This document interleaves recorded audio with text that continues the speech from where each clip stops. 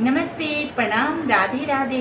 आई जाए एगो प्यारा सा गीत लेके आई बनी, अच्छा लगी तो प्लीज़ लाइक सब्सक्राइब शेयर जरूर करल जाए और कमेंट में बताई जाए कि हमारे गीत रुआ सकते कैसा लागल बा।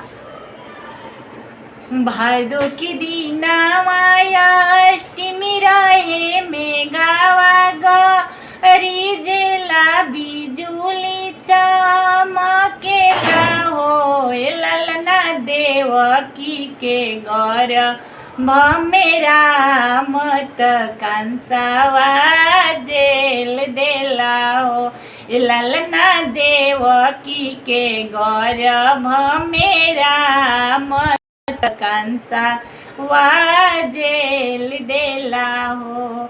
हथवा में लवल सिंहथ कड़िया त घोड़वा में बेरिया नु हो ललना भरी दियले सग रे झिझिरिया पहरुआ सब बोले ले हो ललना भरी दियले सगरे झिझिरिया पहरुआ सब बोले ले हो।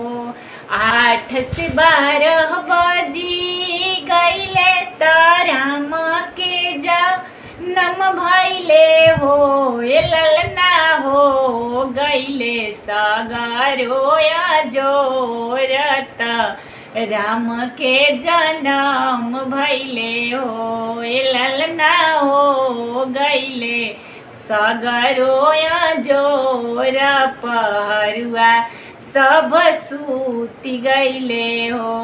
हाथवा से टूटल हाथ कड़िया त घोड़वा से बेरिया नु हो ललना टूटी गईले सग रोजी झिरिया पहरुआ सब सूती गईले हो ललना टूटी गईले सगरो झिझिरिया पहरुआ सब सूती गईले हो। देवकी कहेली बस देवजी से सुनी बस देवजी नु हो स्वामी निका के गोकुल चाहू पाई त कंसावा से डर लागे हो स्वामी निका के गोकुल चाहू पाई त कंसावा से जो डर लागे हो। सिरवा प बस देवा जीवू ठवले त मेघावा गरी जेला बिजुली मकेला हो ललना जमुना जी मारे लीलहरिया त राम के शरण छुइबो हो ललना जमुना जी मारे लीलहरिया त राम के चरण छुइबो हो। घुठी बर पनिया छतिया प आइली नु हो ललना कृष्ण जी पैर बढ़ा देले जमुन छुई के था भैली जमुना छुई के था भैली हो।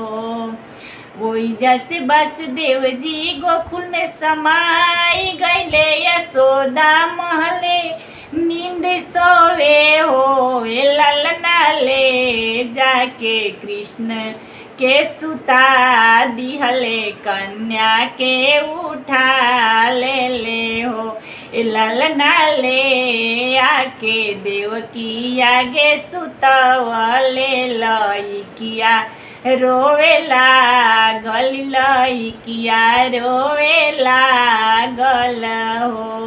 हथवा में लागल हाथ कड़िया त घोड़वा में बेरिया नु हो ललना भरी गईले सगरे जंजीर पहरुआ सब जागी गईले हो ललना लागी गईले सग रे जंजीर पहरुआ सब जागी गईले हो ललना राजा आगे खब जनावल किया रोवे लागली हो।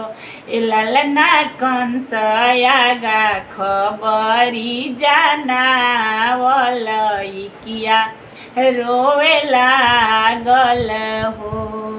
अइलनि कंस राजा अइले त जेलिया में समाई गइले, कन्या के उठा लिहले धरती पर पटक दिहले हो। ए ललना कन्या जे खिले लिया का सतोई जैसे बोले लियो।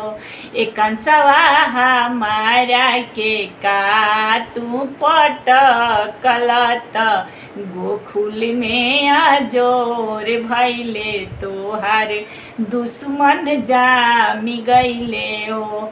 ए कंसवा हमारा के का तू पटकलत, गोकुल में अजोर भैले तोहार दुश्मन जामी गईले हो।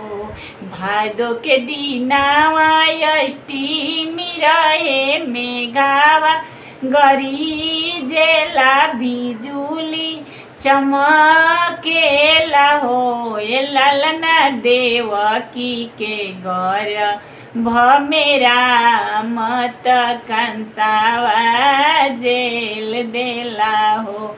ए ललना देवकी के घर भमेरा मत कंसावा जेल देला हो।